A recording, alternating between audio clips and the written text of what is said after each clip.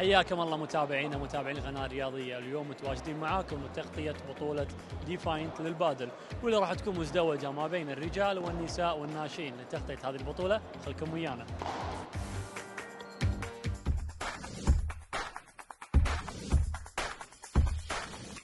انطلقت منافسات بطولة ديفانت للبادل بفندق الريجنسي بمشاركة أكثر من 65 فريقا من هواة لعبة البادل، والتي تعد واحدة من أشهر الألعاب الرياضية في الوطن العربي، حيث شهد اليوم الأول للبطولة إقبالا جماهيريا كبيرا وسط أجواء تنافسية مثيرة بين اللاعبين المشاركين بفئات الشباب والفتيات والناشئين.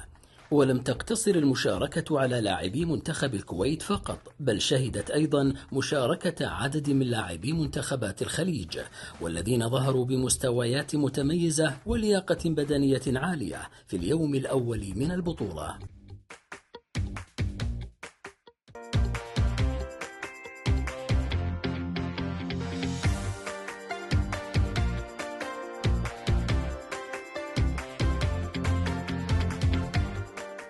الأجواء اللي قاعد نشوفها اليوم حماسية، أجواء حلوة، فئات متعددة مثل ما شايفين.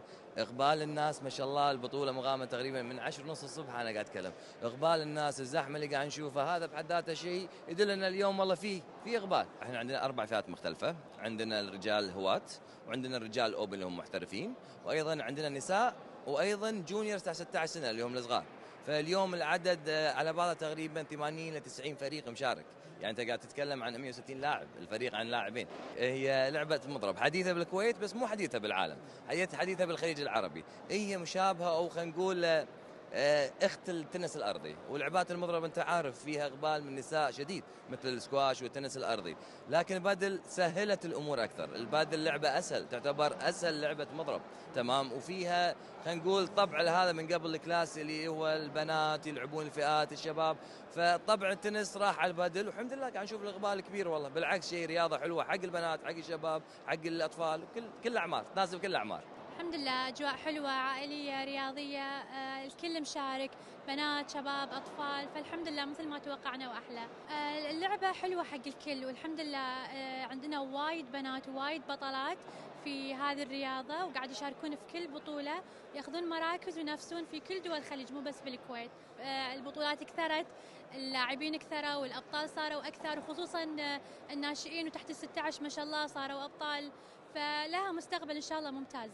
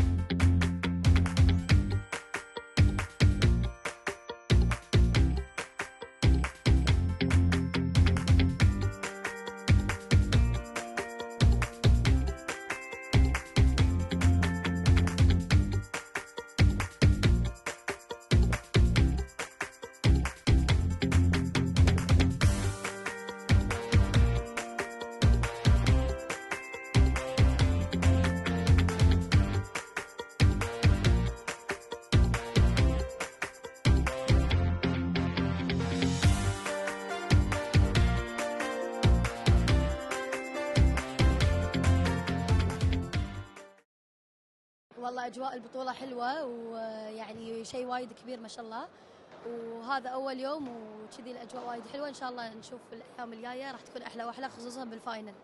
يعني أنا أحس إن كل رياضة لازم يكون حق البنات والصبيان. يعني احنا مثل ما هم يحبون يلعبون رياضة، احنا نحب نلعب الرياضة، والرياضة هذه صراحة وايد سهل إنك تتعلمها، وتعلمناها يعني فترة قصيرة، ومارسناها عادي، والحمد لله ان الكويت موفرت لنا ان احنا نقدر نلعب هالرياضه. البادل الحين صار لها تقريبا 3-4 سنين، فما اتوقع انها هبه. هي هبه حق الناس اللي ما يعني مو ماخذتها من صدقهم، بس يبون يجربونها، هذه اوكي هبه. بس يعني حق الناس اللي يتمرنون وكذي لا، هذه رياضه عادي حالها حل اي رياضه. تقدر تقول هذه احتكاك والاجواء حلوه حق مثلا احنا عندنا بعد استحقاقات قادمه حق منتخب الكويت. عندنا بطولة خليج، كاس اسيا، تصفيات كاس العالم.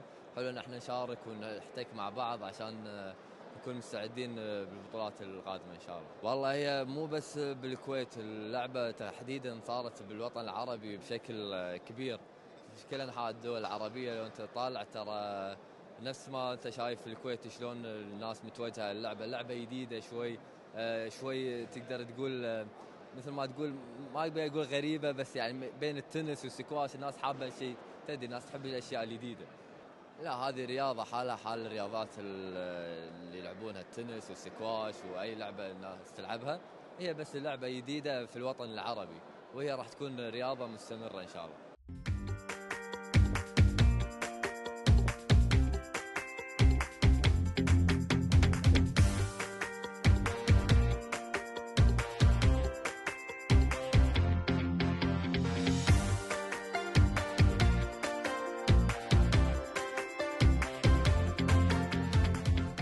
واجواء وايد حلوه، مثل ما انت سامع التشجيع والناس يعني مستانسين. هي يعني بوجهه نظري بالبدايه كانت هبه، بس الحين صار اقبال شديد على اللعبه. لعبه وايد حلوه، وتقريبا عندك 3/4 الشعب قام يلعبها، ونيسه. بطوله جدا جميله والتنظيم جدا رائع، ومستوى اللاعبين اللي قاعد اشوفه يعني ما شاء الله، لاعبين من دول الخليج كلهم حاضرين. عندك علي ديواني من البحرين لاعب سوبر داش بالبطوله، وانا اتوقع انه هو اللي راح ياخذ البطوله معاه فؤاد بهباني.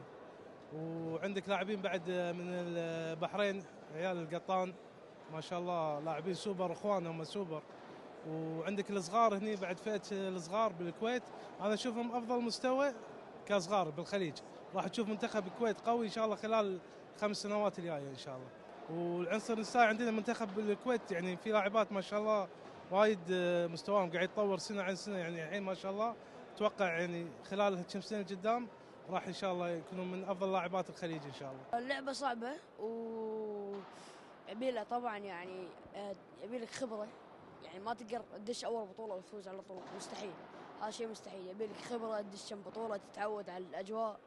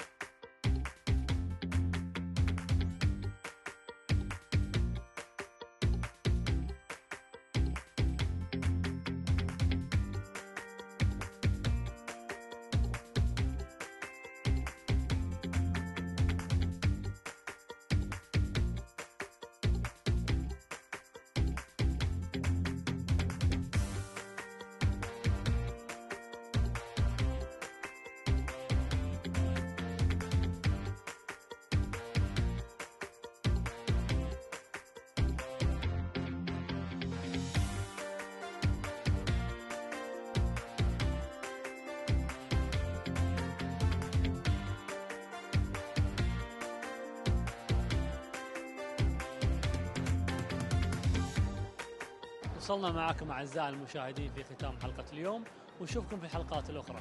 في أمان الله.